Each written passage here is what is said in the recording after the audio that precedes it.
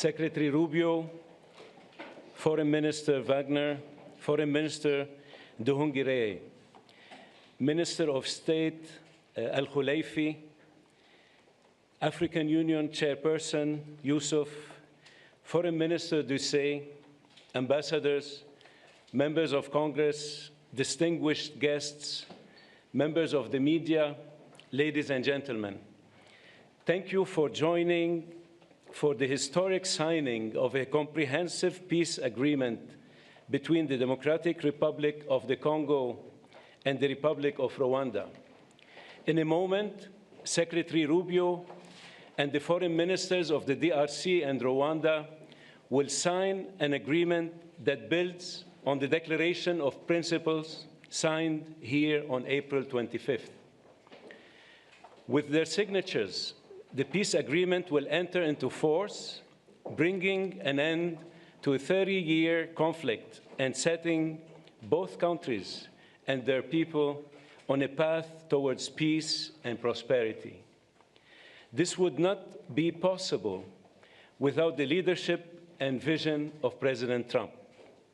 He has made peace a priority of his administration, and we have taken up his call to find a peaceful resolution to this conflict. I would like to recognize the tireless work that both foreign ministers and their teams put into reaching this agreement. I would also like to recognize the partnership from the government of Qatar, who is driving towards a parallel agreement between the government of the DRC and the M23 armed group. In addition, I would like to acknowledge that the work done under the auspices of the African Union was critical for reaching this agreement. We look forward to coordinating with the AU chairperson and Togolese president, who is serving as the AU facilitator to ensure implementation of the agreement. Finally, I would like to recognize the team here at the Department of State who facilitated the discussions and helped guide both sides towards this agreement. I will now turn to Secretary Rubio for opening remarks. Thank you, and I'm honored all of you are here today. I'm honored to be joined by my counterparts from the Democratic Republic of Congo and from Rwanda, and the hard work you both put in to make this happen. This was not easy. And there's still work to be done, obviously, in terms of implementation, but we're very honored you're both here, and it's been an honor to work with both of you. We have a lot of people to thank. Obviously, the great team here at the Department of State who did a great job, Mr. Bulos, who did a phenomenal job. He's been on the job now about 10 weeks, and he's jumped all over this and really worked it hard, and you did a great job, and we are grateful to you for all of your work. Obviously, this could not have happened without such close friends and partners in the African Union and in Qatar, who we're working a lot lately with Qatar. We're doing a lot of things with you guys, and you've been very instrumental in the African Union. Without you, this couldn't have happened. I mean, you put everybody together. I do want to recognize what I say, former colleagues. It wasn't 6 months ago. I was still a senator, but they're here now, Senators Rounds and Risch. Senator Risch is the chairman of the Foreign Relations Committee and a very close friend of mine, and he's obviously watched this issue very closely. He's made it a priority. And Senator Rounds, who's been talking to me about this before I was even nominated to the position and even during the nomination process. And we have others who are not able to make it today that I also want to recognize, Senator Coons and Booker. There's been a lot of interest in this, and we're grateful to all of them. They were invited, but I guess, you know, they have stuff going on in the Senate, as you know. And, but we're grateful that both of you are here, and it's instrumental. This is, you know, an important moment after 30 years of war. President Trump is a president of peace. He really does want peace. He prioritizes it above all else. We saw his intervention in the conflict between India and Pakistan. We saw his intervention most recently as a few days ago in a very dangerous war, right? A very dangerous war that could have really spiraled out of control, and his intervention made that possible. And there are other places that we want to see this, but we're very excited about this, and we can't wait to have the heads of state, the presidents of the respective countries here in Washington in a few weeks to finalize the complete protocol and agreement, but today is an important step in that direction, and we're grateful to be able to host it here at the Department of State. And just thinking, you know, we think sometimes about peace. It's not just about ending wars. It's about, and it's not just about saving lives. It's about allowing people to live. It's about allowing people to now have dreams and hopes for a better life, for prosperity, for economic opportunity, for family reunification, for all the things that make life worth living. Those things become impossible when there's war and when there's conflict. So we're grateful to have played the role we've played. We acknowledge and recognize there's still more work to be done. But we thank you all very much for being a part of this historic and important day. This is really why I wanted this job, or why I embraced this job so much, is moments like this. This is, in essence, the Department of State is really the Department of Peace. It's designed to bring people together, both in our relations with other countries, but to the extent we can use the stature and the influence of the United States to bring others together. It makes the world a better place. And I honestly believe that when there's peace in the world among friends who may have disagreements and conflict, it does help America. It does help make America stronger and safer and more prosperous. It gives us partners we can do business with. And partners that we can work with to address insecurity and threats to our national security and to our collective national security. So we are grateful to both of you. I know how hard this was and how much work went into it, and we know there's more work to be done. But we are grateful to have you here today. We're honored to be a part of this. We're excited to be a part of it. And again, I do want to thank everyone here in our Africa Bureau and at the Department of State. And once again, our superstar there, Mr. Boulos. What do you want to do next after you're done with this? Sudan. Yeah, very important. Actually, very, very important. And you're very involved in that as well. So what are you guys doing this week in Qatar? You guys want to work a little? We are grateful to all of you. Thank you. Thank you. Thank you, Mr. Secretary. I now turn to the Foreign Minister of Rwanda for remarks. Thank you, Secretary of State Marco Rubio, Minister Therese Kaikwamba-Wagner, the Chairperson of the African Union Commission, Mahmoud Yusuf, Minister of State Mohamed Ali Koulaifi of Qatar, my colleague, Minister of Foreign Affairs of Togo, Robert Dussé, senators, dear colleagues, good afternoon. Let me begin by expressing our sincere appreciation to President Donald Trump for his personal engagement in facilitating this historic agreement. We also extend our gratitude to the Secretary of State, Marco Rubio, Special Advisor Massad Boulos, and the entire State Department team. Your dedication has been indispensable. This agreement is the product of months of coordinated efforts by multiple actors. It is very important to note that the State of Qatar has played an absolutely central role. Indeed, the opening, which led to today's agreement, began in Doha. We will lend our full support in the weeks ahead to Qatar's mediation efforts, led by Minister of State Mohamed Al Koulaifi, to secure a peace agreement between the DRC government and the AFC M23. This process is already well underway. Today's agreement also builds on the African-led peace initiatives, which are ably led by the African Union facilitator, President Faure Gnassingbé of Togo. The heart of this peace agreement is the decision to establish a standing joint security coordination mechanism between DRC and Rwanda. The first order of business is to begin implementing of the concept of operations for the neutralization of the FDLR, to be accompanied by a lifting of Rwanda's defensive measures. This is grounded in the commitment made here for an irreversible and verifiable end to state support for FDLR and associated militias. That is the bedrock of peace and security in our region. FDLR is no ordinary militia. It is the remnant of the forces which committed the genocide against the Tutsi in 1994, in which 1 million people were killed. With this agreement, we also committed to facilitate the return of refugees in our respective territories with the support of the UNHCR. Creating the conditions for the safe and dignified return of refugees is vital to achieve lasting peace. We also took to enhanced economic cooperation, including with American companies and investors. Shared growth and cross-border cooperation will unlock tangible dividends for both our countries. We must acknowledge that there is a great deal of uncertainty in our region and beyond, because many previous agreements have not been implemented, and there is no doubt that the road ahead will not be easy.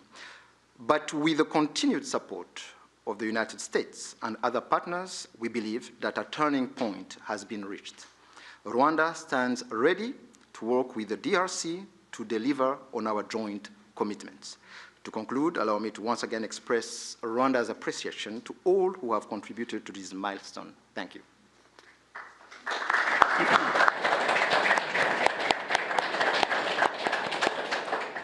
Thank you, Mr. Minister. I now turn to the Foreign Minister of the Democratic Republic of the Congo. Mr. Secretary of State, the Honorable Senator Marco Rubio, Dr. Massad Boulos, Senior Advisor for African Affairs, His Excellency Mr. Mahmoud Ali Yusuf, Chairperson of the African Union Commission, His Excellency Mr. Olivier Nduhungirehe, Minister of Foreign Affairs of the Republic of Rwanda, His Excellency Dr. Mohamed bin Abdulaziz Khelaifi, Minister of State at the Ministry of Foreign Affairs of the State of Qatar, His Excellency Mr. Robert Dussé, Minister of Foreign Affairs of the Republic of Togo, Senators, Excellencies, distinguished guests, and to all Congolese citizens following this movement, wherever you may be. 2 months ago in this very room, we signed a Declaration of Principles, a first tangible step to break with deadlock and chart a path towards peace. Today, that choice takes shape and sustained efforts have come to fruition. With this peace agreement, we open a new chapter, one that calls not only for commitment, but for the courage to see it through. By signing this agreement, we reaffirm a simple truth. Peace is a choice, but also a responsibility to respect international law, to uphold human rights, and to protect the sovereignty of states. Those who have suffered the most are watching. They are expecting this agreement to be respected, and we cannot fail them. This agreement builds on the efforts of many. First and foremost, we want to express our sincere gratitude to His Excellency President Donald J. Trump for his commitment to this peace process. His leadership kept this process focused and goal-oriented, and that from day one. This was further characterized by the quality and resolve of the entire US team, illustrated by the critical support of Senator Rubio and Dr. Boulos.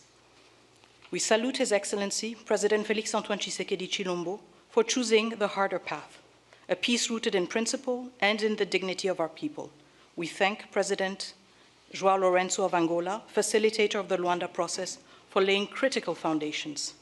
We are also grateful to the State of Qatar and to His Highness the Emir, whose leadership was instrumental in convening the first direct meeting between our two heads of states in March, a courageous step that laid the groundwork for dialogue. Qatar has since facilitated further talks in Doha and remained a principled and steady partner throughout this peace effort.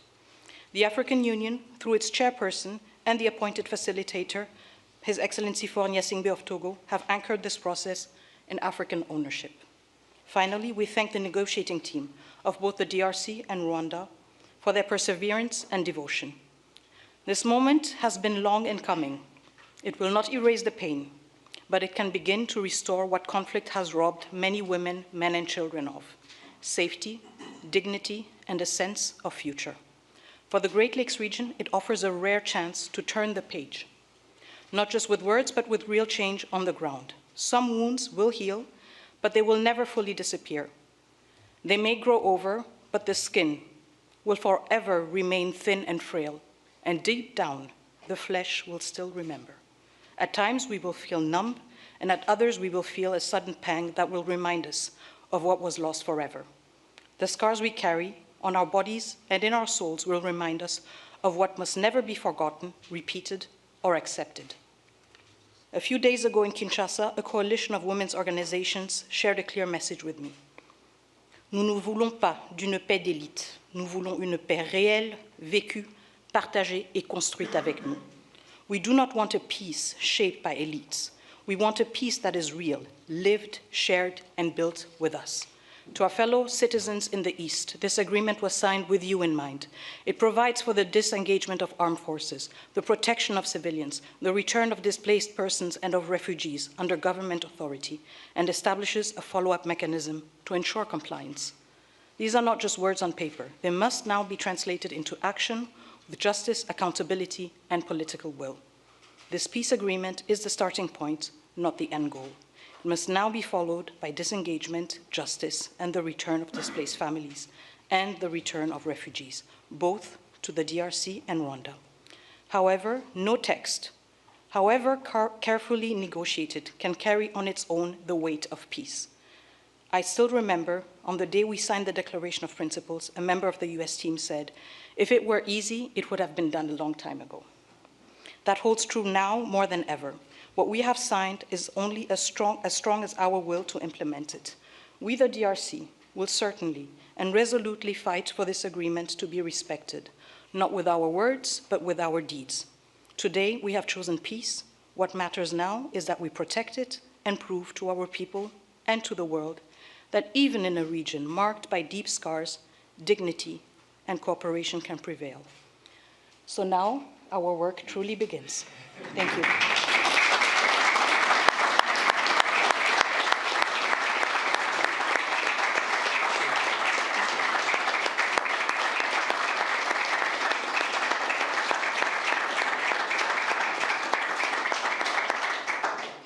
Thank you, Madam Minister. It's now my honor to invite the parties to sign the peace agreement to be witnessed by Secretary Rubio.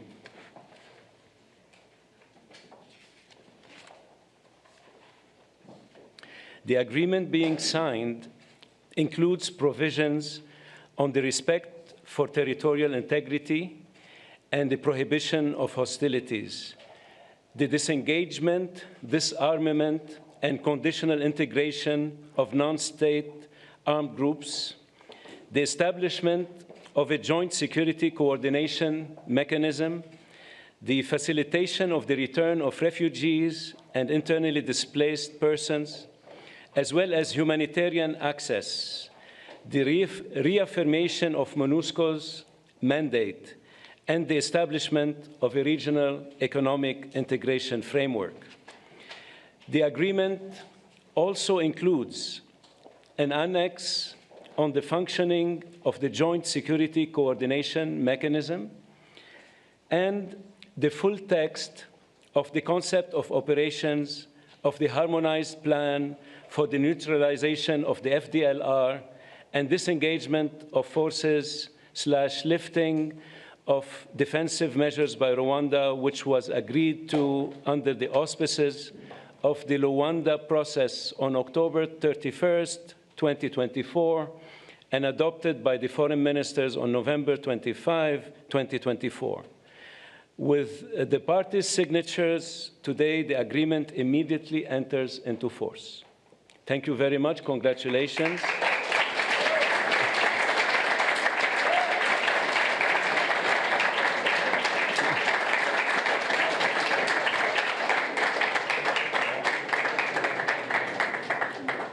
This concludes the proceedings.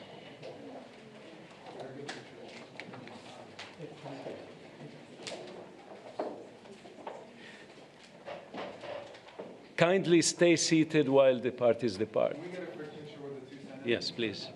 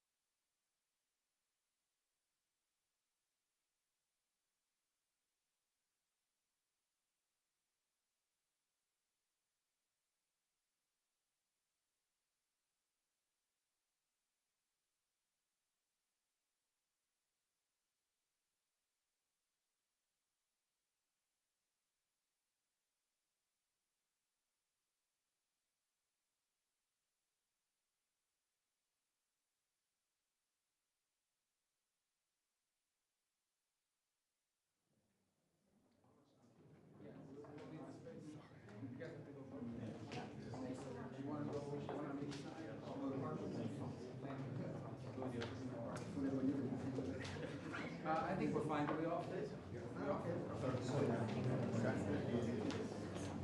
On me, sir. 1, 2, 3.